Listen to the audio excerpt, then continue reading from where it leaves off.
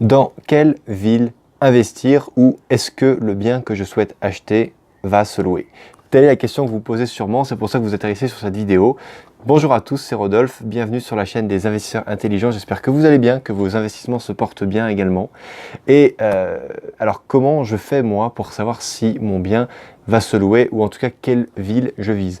Premièrement, je vise, c'est une règle un peu d'or, je ne vise pas de ville en particulier. Je ne vise pas les villes étudiantes parce que j'ai pas envie de louer 10 mois sur 12, c'est malheureusement le risque. Lorsqu'un étudiant va vous dire « moi je souhaite louer votre appartement, votre studio, mais oui je vous promets monsieur le propriétaire c'est pour vous louer pendant 4 ans », non, vous n'en savez rien, c'est un étudiant, il peut changer d'école, il peut partir en stage, il peut avoir différentes choses dans ses études qui font qu'il va partir. Donc moi vraiment, le loueur étudiant, c'est pas forcément quelque chose que je préconise. Parce que lorsque vous louez 10 mois au lieu de 12, eh bien, ça revient à avoir une rentabilité de 10 au lieu de 12. Donc, vous perdez 20% de rentabilité, ce qui est vraiment énorme. Je vous dis 20% à peu près, mais voilà, il faudrait faire le calcul, mais on ne doit pas être très très loin. En revanche, si je peux vous rassurer, c'est qu'en France, tout le monde a besoin de se loger, quelle que soit la ville. Alors j'évite un petit peu effectivement les trous paumés, genre les petites villes de moins de 1000 ou 2000 habitants. Je préfère plutôt les grandes villes, les grandes villes, ce que j'appelle les grandes villes qui ont entre 10 et 50 000 habitants. Là au moins, vous êtes certain qu'il y a quand même une certaine pression foncière, une pression locative qui est là et qui va garantir le fait que si vous avez un locataire qui s'en va, vous allez en retrouver un assez rapidement. Maintenant, ce que je m'apprête à vous donner là, c'est mes 3 techniques pour vérifier qu'un bien est louable. Et la meilleure technique, ce sera bien sûr la 3e. Donc, je vous prie de bien être attentif. Donc, je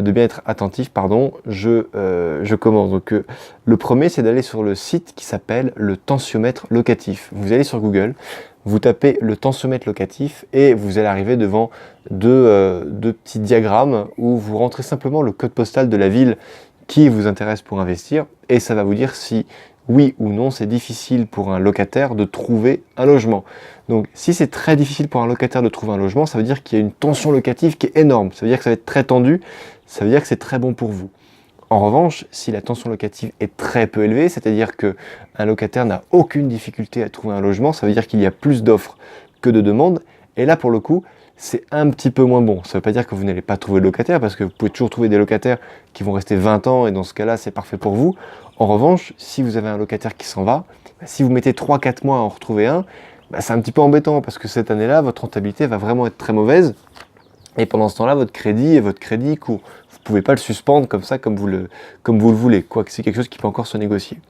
Ça, c'est la première technique, donc le tensiomètre locatif. Ensuite, ce que vous pouvez faire, c'est que vous allez sur le site meilleursagents.com. C'est un site d'agents immobiliers, donc en général, c'est plutôt fait pour vérifier le prix d'un bien immobilier, le prix au mètre carré, que ce soit une maison, un appartement, même les parkings, ils le font maintenant. Vous allez voir et vous regardez quel est ce qu'on appelle l'indice de population, c'est-à-dire que c'est un indice qui vous dit si la ville pour laquelle vous avez rentré le code postal gagne des habitants d'année en année ou si elle en perd. Donc c'est vraiment un indice démographique qui est très important parce que si vous investissez dans une ville qui se vide, forcément, vous avez un nombre constant de logements, parce qu'il ne faut pas se cacher, c'est des villes dans lesquelles on ne construit pas, ou on ne construit plus, et malheureusement ça se vide parce que vous aviez je ne sais pas moi, un très gros employeur, une très grosse entreprise qui a déménagé, qui a fermé, qui a été délocalisée dans un pays étranger, et pour lequel, forcément, c'est pas forcément judicieux d'investir. Après, la meilleure astuce que je peux vous donner, elle commence à être connue maintenant, mais c'est la fausse annonce. C'est-à-dire que vous prenez des photos sur Internet, vous mettez une fausse annonce sur le Bon Coin pendant une semaine, avec les critères de l'appartement que vous aurez, l'étage, l'adresse à peu près, et puis vous voyez combien de clics vous avez sur l'annonce. Ça, vous allez sur le Bon Coin, dans votre partie, dans votre compte, et vous voyez le nombre de clics sur le mail, le nombre de clics sur le téléphone, et puis tout simplement, vous voyez si les gens vous ont appelé, et également, vous essayez de faire une fiche sur les locataires que vous avez au bout du fil. Est-ce que vous avez des gens qui sont solvables? Est-ce que vous avez des gens qui répondent à la règle des loyers impayés, c'est-à-dire 3 derniers bulletins de paye, enfin voilà, j'ai plus le truc en tête, je pourrais vous le dire, mais il faut vraiment que vous puissiez filtrer au maximum avec cette fausse annonce pour que vous ayez le meilleur rendu possible. Il faut savoir que si vous faites ce travail-là, c'est pas du tout un travail de perdu parce que vous allez le joindre à votre dossier de financement.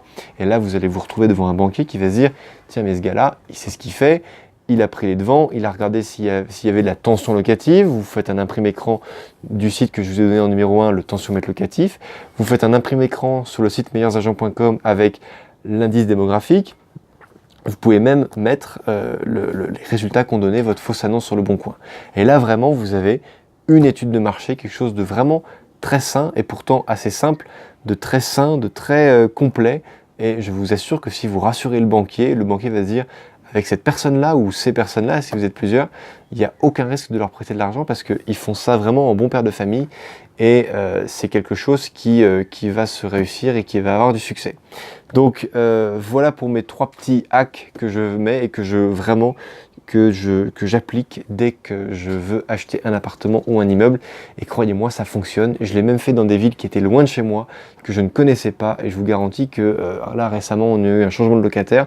On a mis 2 jours pour trouver un nouveau locataire éligible à la garantie loyer impayé. Et donc, et comme vous êtes sur des villes plutôt petites, eh bien vous êtes à des prix du mètre carré qui sont vraiment très bas.